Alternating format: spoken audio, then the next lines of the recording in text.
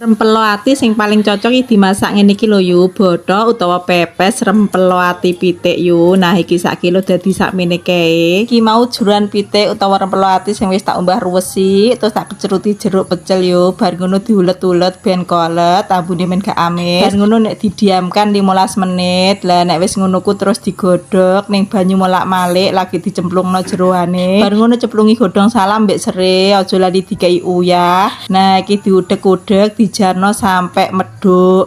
Bar ngono ditinggal ngulek bumbune, iki di blender sampai lembut.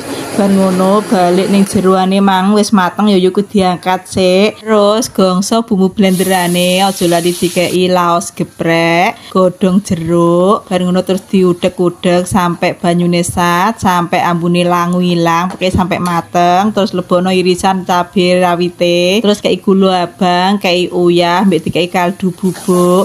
Nah iki dimasak nes sampai lomboke irisan iku mateng, pokoknya sampai bener-bener mateng bumbune. Bar ngono terus dipateni kompore yu, terus lebokno irisan jeroane, wae kemangi, wae irisan tomat, terus diudek-dek sampai rata. Nah iki aja lali dicipi wis asin to urung.